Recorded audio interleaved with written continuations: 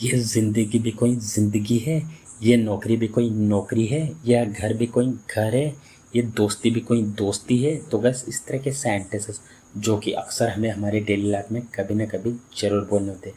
I am sure आप लोगों ने भी इस तरह के सेंटेंसेस अपनी डेली लाइफ में कभी ना कभी ज़रूर बोले होंगे। सो डोंट वरी गाइस, आज की इस वीडियो में हम लोग सीखने वाले हैं कि इस तरह के सभी सेंटेंसेस को इंग्लिश में कैसे बोला जाता है। तो गाइस, इस तरह के सभी सेंटेंसेस को इंग्लिश में बोलने के लिए जिस स्ट्रक्चर का यूज़ किया जाता है वो है this oblique this plus noun plus helping verb plus no plus noun plus at all.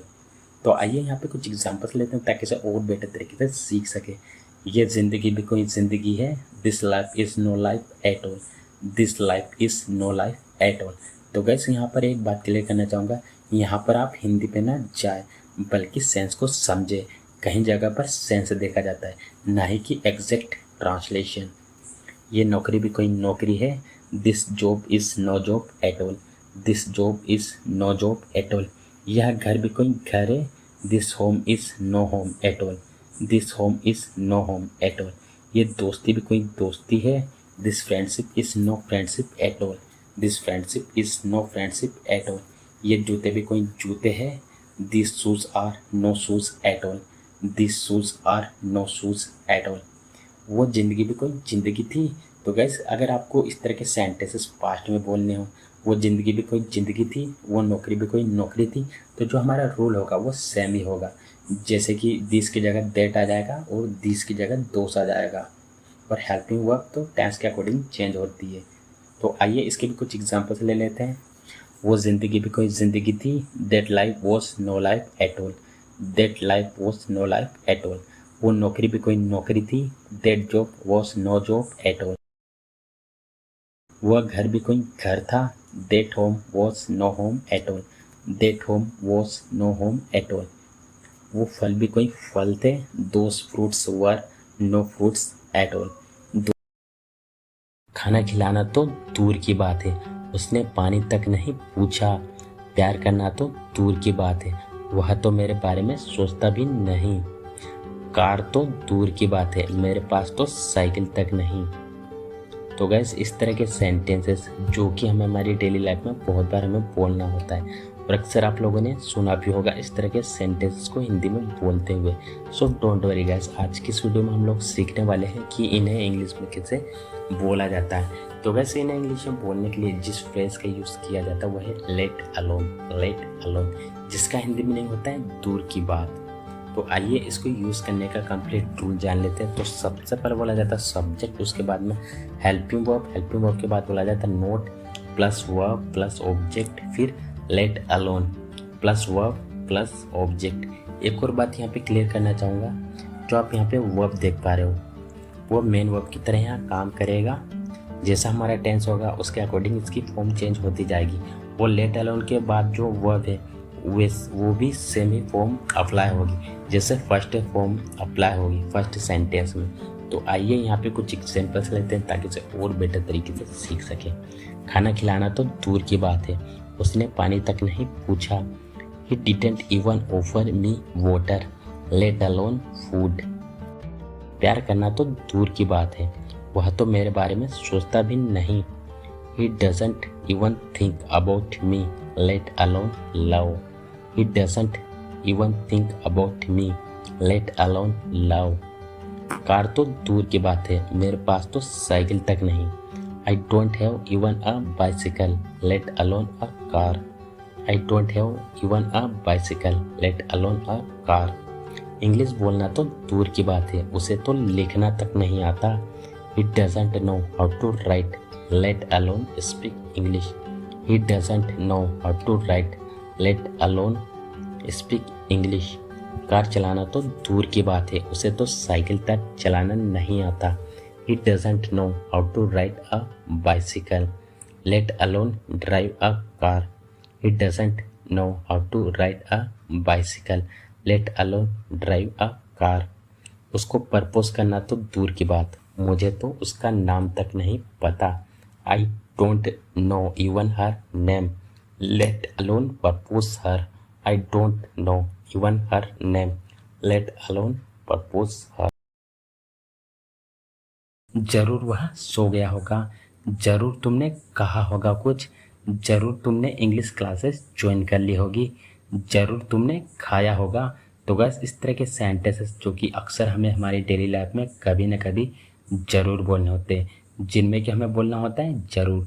तो बस इस तरह के सभी सेंटेंसेस को इंग्लिश में बोलने के लिए जिस स्ट्रक्चर का यूज़ किया जाता है वो है, सबसे पहले बोला जाता है सब्जेक्ट, उसके बाद में मस्ट हैव के बाद बोला जाता है वर्ब की थर्ड फॉर्म प्लस ऑब्जेक्ट। तो गैस यहाँ पे एक और बात क्लियर करना चाहूँगा, यहाँ पर आप ज़रूर की एग्जैक्ट इंग्लिश ढूंढने की कोशिश ना करें, क्योंकि ये उस सेंस में यूज़ किया जाता है मतलब कि मस्ट के मतलब ही चाहिए। अगर आप 100% श्योर होते किसी चीज़ में, मतलब आप गेस कर रहे हो किसी चीज़ के बारे में, अंदाज़ा लगा रहे हो प्रेजेंट टाइम में हो करके कि इस वक्त वो क्या कर रहा होगा, तो वहाँ पर हम मस्ट का यूज़ करते। अगर आप उससे कम श्योर हो तो वुड का यूज़ करोगे, अगर उससे भी कम श्योर हो तो मे का, अगर ना के बराबर आप श्योर हो तो माइट का यूज़ करोगे। यहाँ पर यूज़ नहीं होगा, क्योंकि यहाँ पर आप प्रेजेंट टाइम में रह करके गेस कर रहे हो, मतलब कि वो व्यक्ति क्या कर रहा होगा, कहाँ पर होगा। अगर आप विल का यूज़ करोगे तो वो फ्यूचर में चले जाएगा। तो यहाँ पर हम इन चारों का यूज़ करेंगे, इसमें से किसी का भी। अब ये अकॉर्डिंग टू सिचुएशन ही आपके ऊपर डिपेंड करता है कि कौन सा किस सिचुएशन में फिट होता है। तो आइए गैस यहाँ पे कुछ एग्जांपल्स लेते हैं ताकि और बेटर तरीके से सीख सके। जरूर वह सो गया होगा, he must have slept, he must have slept. जरूर तुमने कहा होगा कुछ, you must have said something, you must have said something.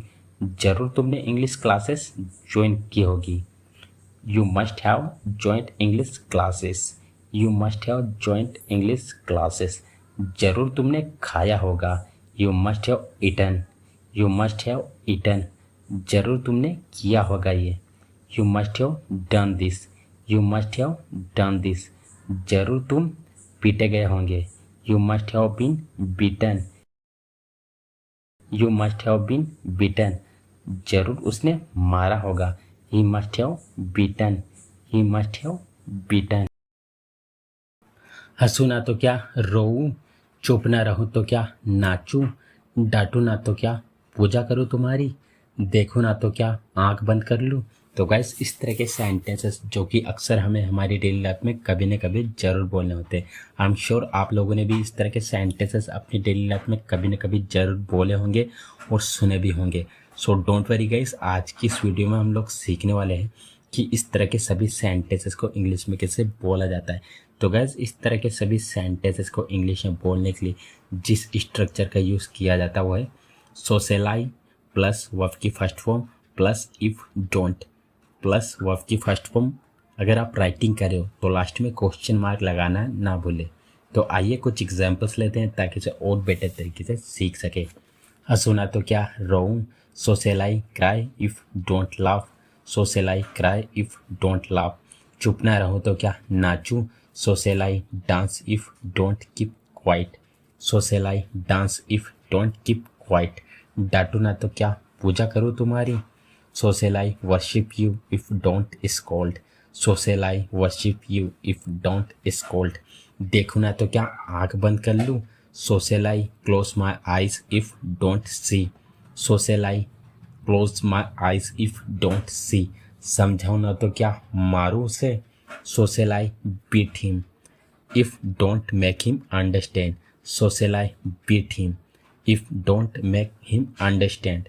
इसके अलावा कई बार हम आधा सेंटेंस बोलते हैं, जैसे कि तो क्या नाचूं, तो क्या रोऊं, तो क्या पूजा करूं तुम्हारी। तो इस तरह के सेंटेंसेस को इंग्लिश में बोलने के लिए हम सोशेलाई प्लस वर्ब की फर्स्ट फॉर्म का यूज़ करते हैं और लास्ट में क्वेश्चन मार्क लगाना ना भूलेगा अगर आप राइटिंग कर रहे हो तो आइए कुछ एग्जांपल्स इसके भी ले लेते हैं।